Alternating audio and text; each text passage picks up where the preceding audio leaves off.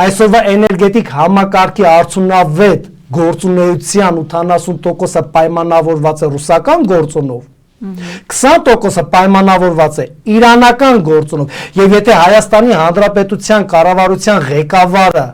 ոչ բարով ազգային ժողովում թիվ 1 ամբիոնից հայտարարում է բավականին այսպես լուրջ հայացքով, որ Հայաստանի էներգետիկ համակարգը պետք է միացվի Ադրբեջանի համակարգի հետ, դա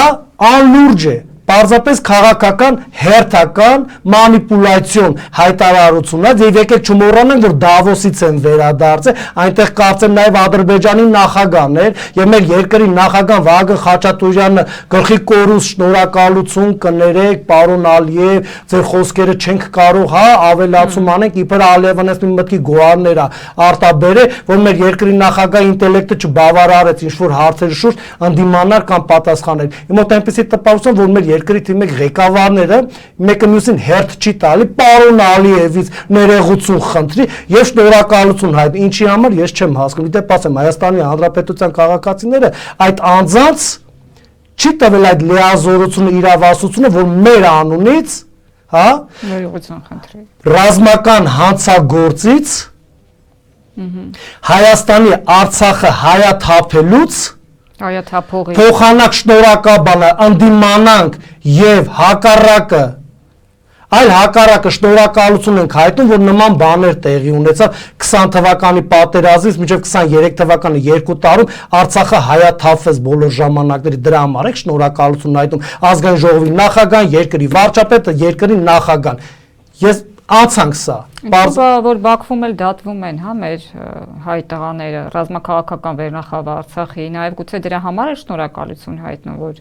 իրենց հիմա դատում են եւ չեն կարող գալ Հայաստան եւ այս իշխանություններին չեն կարող ուղարկել համապատասխան վայրեր։ Ճիշտ ասած, ես չեմ կարծում, որ Ադրբեջանի, Բաքվի բանտերում այսօր որ դատվում է Արցախի ռազմաքաղաքական էլիտան, եթե հրաշք տեղի ունենա գան Հայաստան, Հայաստանում հնարավոր լինի ինչ-որ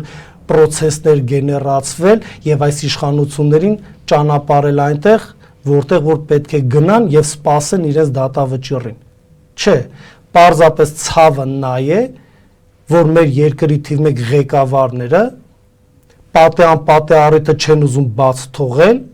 պարոն Ալիևից շնորհակալություն հայտնեն, ինչի համար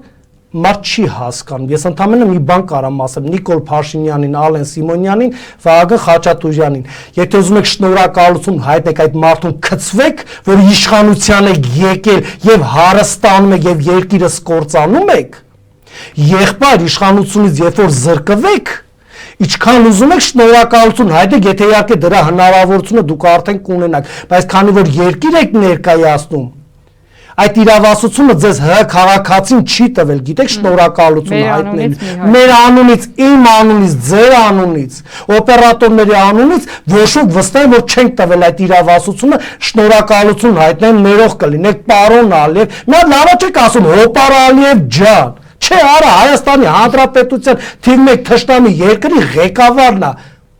Եվ այն ինչը որ տեղի ունեցավ Արցախում, դա հեռու անցյալում չէր եղել, 2-3 տարի առաջ էր եղել։ Ինչ պարոն նախագահ, պարոն Ալիև, շնորհակալություն։ Պարոն Վահագն Խաչատուրյան, ոչ բարով երկրի ղեկավար։ Լավ կլինի լուր մնաք եւ առհասարակ երկիրը մի լքեք, եթե պետք է լքեք անարդյունք եւ հետնել մեզի հերթական անգամ վարկաբեկեք որպես Հայաստանի Հանրապետության քաղաքացի։